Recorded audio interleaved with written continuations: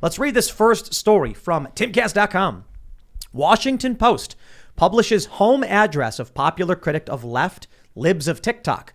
Reporter Taylor Lorenz has previously claimed to suffer from PTSD from being doxxed in a similar way.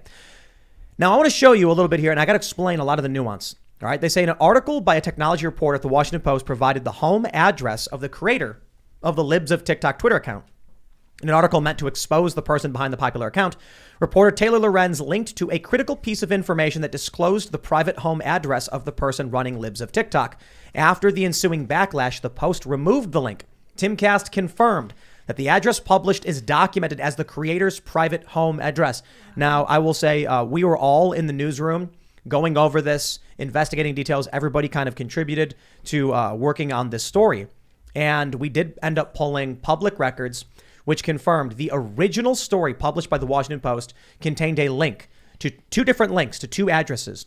One address was the address of the creator of libs of TikTok. The other address was the address of family members. Now, here's the challenge. If I pull up the archive to prove they're lying about this, it will expose the name of the creator of libs of TikTok, which I don't want to do. But, well, I suppose we have no choice. Well, it's kind of like showing cuties to talk about how bad cuties is. No, look. The Washington Post published a lie. Should we show their lie and prove them lying? I don't think we should show the address. I think you can show... No, not the address. Oh, okay. No. You can show the... Oh, wait. Is it in the screenshot? In the tweet from the Washington Post where they lie. Right. They use the name of the creator of libs of TikTok. Right, and therein lies That's a the tough issue. You can one. at least show I believe the screenshot of the original article, which shows the hyperlink. It shows it the still name. has the name there. Just See, they put the name is right. They put the name everywhere. This is on purpose, by the way. I think this is by design. I think it's silly for us at this point to be like, people can't find the name. Yeah, exactly. We don't need to show it. Anybody can look at my Twitter account right now, and Washington Post is tweeting. I think we don't need to show it. People believe us. If you really don't believe us, go search for it yourself. No, I think we're being ridiculous at this point to be like, oh, we're not going to say the name, even though literally it's all over Twitter everywhere. It's trending. Well, even Steven Crowder mentioned it on his the show Eric Charamella of the right. Crowder did say the name of the creator. Yeah, he did. Well, then we're gonna go with it. Yeah, shouldn't be an issue. So we have this from Christine Karate Kelly. Statement from Cameron Barr, re-reporting from Taylor Lorenz. They said, Taylor Lorenz is an accomplished and diligent journalist whose reporting methods comport entirely with the Washington Post's professional standards. Chaya Rychek, in her management of the libs of TikTok Twitter account and in media interviews, has had significant impact on public discourse, and her identity had become public knowledge on social media. We did not publish or link to any details about her personal life. Cameron Barr, senior managing editor of the Washington Post. Tim Pool can confirm that is a lie. I tweeted, this is the game they play. Effing evil people as evil as they come. There's the archive. There's your proof. Sorry to libs of TikTok for dealing with this, but WAPO needs to be exposed and proven to be liars. Here is the archive of the first version of their story. And I'm going to read it. It is archive.ph/capital B, lowercase e, capital V. I believe that's an L, lowercase L, and lowercase O. And they linked to right here. If I click that right now, it will show you the address of libs of TikTok. We pulled up public records. It was a paid public records search, a little bit deeper than you normally go, and confirmed this is documented as the private home residence of the creator of libs of TikTok. I apologize that we've come to this point. We had deep ethical conundrums and debates in the newsroom about whether or not we expose the Washington Post for having done this, because we're effectively amplifying their dox by doing so. But I said, anything that happens at this point is on the Washington Post. Anything bad that happens is on them. And we need to call it out, because if we say nothing, they are not held to account for having done it. That being said, it is possible. This is no longer the current address of the individual. There's other issues at play. But they also published another address, which is we believe, based on the reporting that we've done, is the family address of the individual. Now you're crossing the line. For what reason did they have to do that? Now, I reached out to Taylor Lorenz and said, we can confirm you published the private home address of the creator of libs of TikTok. Do you have a comment? To which she responded, I did not. So she's saying she posted a link to it, and that's the hill they're going to die on. They're saying it's not the same.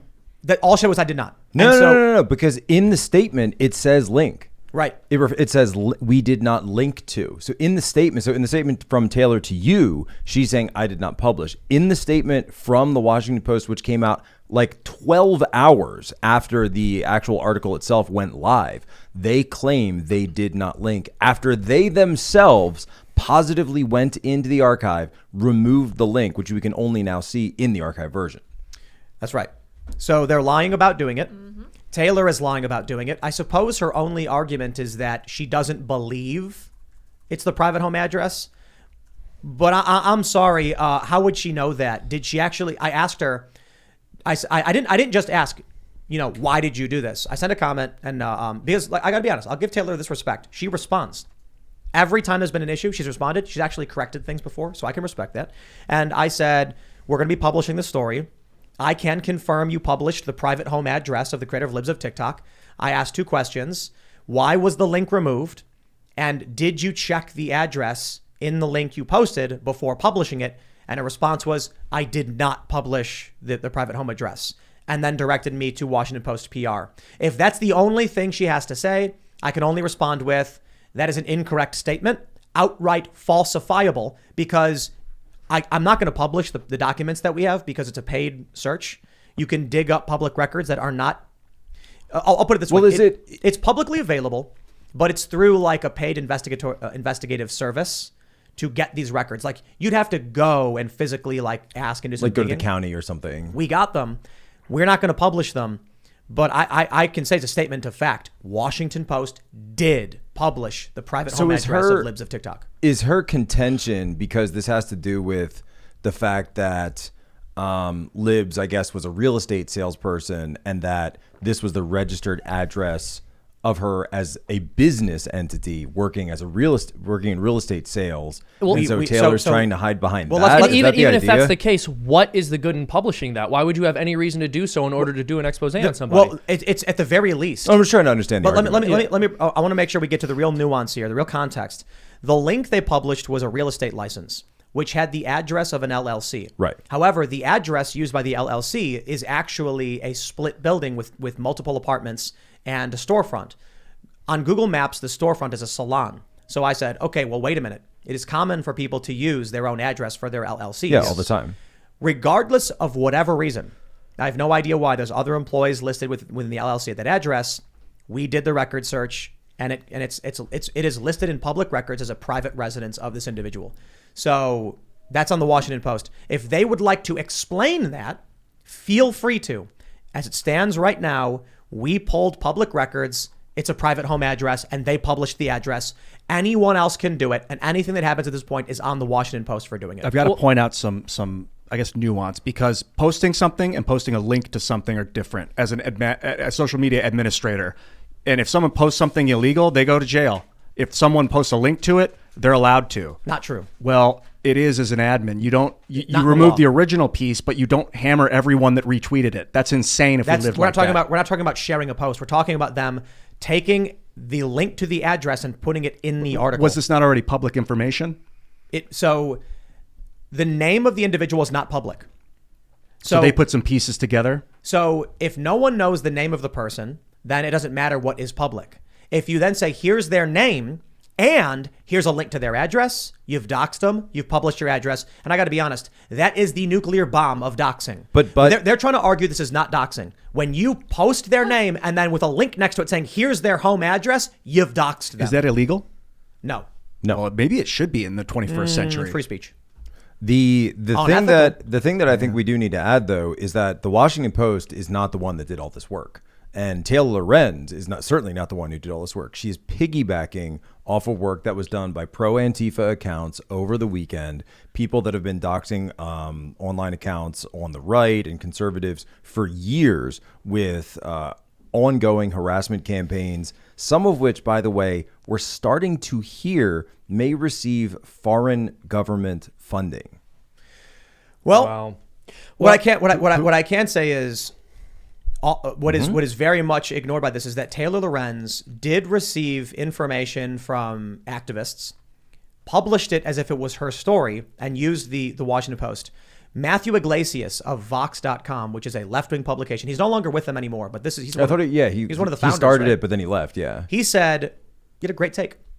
He said this article is basically framed as Libs of TikTok bad, but then it provides you with no real thesis or argument as to why that's the case. There's no story. It's basically, it is activism masquerading as news. Yes. Yeah, there is no story. He said it turns out the crux of the story, who is this person? Turns out she's a random crank of no public notoriety. So why was that relevant? This is do you remember when they doxed I think it was BuzzFeed doxed Carpe Donkum? Oh yeah. And they said, "Oh, the pro-Trump meme maker," and they found that he's a stay-at-home father of 4 who lives in Kansas City. He's just like a regular guy who raises his kids and makes memes, as opposed to Seamus, who raises other people's children. What? Thank you by the way for that. But you lift them up, Seamus. What do you mean? All the children of Earth. Oh, I gotta pull something up real quick. When you go to the SPJ ethics code, and I think I'm gonna have to shrink this so you can see it. There we go. You can see minimize harm in large black bold letters, and it says, recognize that legal access to information differs from an ethical justification to publish or broadcast it. Here we go. This is the Society for Professional Journalists Standard of Ethics. Now, there's others. There's Reuters. I think the AP has theirs, but this is SPJ, which is what they teach you in schools. And the point being brought up here is you minimize harm. Within minimize harm, they literally say, just because information may be public or you have legal access to it, doesn't mean you should broadcast it, which is the challenge we had in our newsroom, because we're like, we can confirm this is a private home address, but do we push that out? Because that'll potentially cause harm. You know, this is the... It was, real quick, it was a coin toss for us.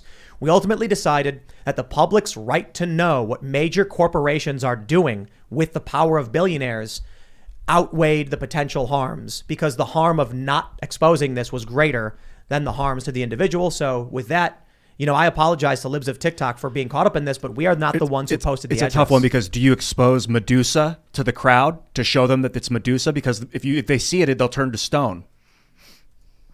Well, I mean, and what are they exposing? This person makes videos on the internet that make fun of other people. In fact, they're not even doing that. They're just posting other things that people have said, which were already ridiculous in and of themselves, to expose the way the left thinks. There would be a story if there were some, I don't know, funded effort behind this that was being obfuscated, or if there were some nefarious, organization behind the libs, something like that. But there's no story here. There's no story whatsoever. This is the point I brought up earlier. What is served by saying the 2 words that is the private name of the individual? Nothing. Now, the story could be the person running the account was at January 6th, as reported. I think that's new. I think that's relevant. Interesting. What are the motivations of this person? Right. The opinions of the individual. Also, okay, so this person also said these things. That's relevant. But you can tell that story without saying their name. Saying the name only serves to maximize potential harm. Well, so what I was going to say, this is the opposite argument that you hear in that came up in the Ketanji Brown Jackson hearings when she was talking about some of the decisions in an article she had written when she was in law school regarding sex offender registries. And the idea being that if you make a mistake once in your life, it shouldn't follow you for the rest of your life forever. So the idea was to minimize harm to potential sex offenders or to convicted sex offenders, that over time you would be able to reduce the amount of time essentially that you would appear in the registry. That's the exact argument that was being made for sex offenders, right? Versus this one, which is minimize harm completely for just the subjects of journalism. So Taylor Lorenz, right, is maximizing harm to someone who runs an aggregator of, again, public videos that are already out there, videos that, again, that are made to be shared. And obviously it's, it's not hypocrisy, it's hierarchy. That's kind of the main thing, the main thrust of all this, because we can say all day long that, it's hypocrisy, you're exposing, you're writing, you're doing all this stuff, but it's not hypocrisy. It's hierarchy. They're allowed to do it. Taylor Lorenz is allowed to do it. Because she is of the anointed class. She is of the upper class. She is of the aristocracy. And the fact of the matter is that because Libs of TikTok was not anointed, she didn't go to the right school, she didn't get the right credentials, she was doing this unauthorized, then she's not allowed to. Because keep in mind, Taylor Lorenz used to be a TikTok journalist herself. Yep. And she would go in specifically posting videos from Kellyanne Conway's 13-year-old daughter and all sorts of other people across TikTok and Instagram. And she was doxing Pamela Geller's daughters at the same time. This is what she did. And at the end of the day, Taylor Lorenz is jealous that Libs of TikTok was able to become more influential and more effective and do more long-lasting reporting just from looking at TikTok videos than Taylor Lorenz will ever do in her entire life. You said earlier that there was like foreign actors potentially involved with activist groups that are working in the doxing. Yeah. Is that confirmed, or is this just stuff you've heard? It is confirmed. Do you have evidence? I mean, is there evidence around that we can pull up, or is it something we more, should wait until we have the bigger story, the release, and evidence, because I don't want to get into let's not research on the air. I like pulling up sources for this. It is a rabbit hole, but the idea is that the person who conducted the initial dox is actually receiving funding from foreign governments. Interesting. Well, we've talked about this before. The Washington Post is not exactly the most reputable and responsible publication out there. So I'm sure you all remember that these are the people who spread the mistruths about Nick Sandmann. And part of why I'm bringing that up right now is because even though you mentioned it isn't necessarily illegal for them to link to the information they link to, we could all agree it's extremely irresponsible. And when you looked at the Nick Sandmann case, there's sort of a similar situation where they made the entire country hate this kid. And then in the name of the story, the Covington school kids, they told you where he went to school. So it would be very easy for someone to find and hurt him and the people he was with based on that information. And he sued them into oblivion. Yeah. Did he sue Washington Post too? I believe he sued Washington Post and attempted to sue CNN, but I can double check on that. Thanks for checking out this segment from the Timcast IRL podcast. But if you want to check out the full show live, tune in Monday through Friday at 8 p.m. And if you want more special access content, head over to timcast.com and become a member. Your membership helps sustain this company, keep our journalists employed, makes this show happen, and you will get access to exclusive members-only segments of the Timcast IRL podcast, and there's a massive library to check out. So again, go to timcast.com or tune in Monday through Friday at 8 p.m., and we'll see you all there.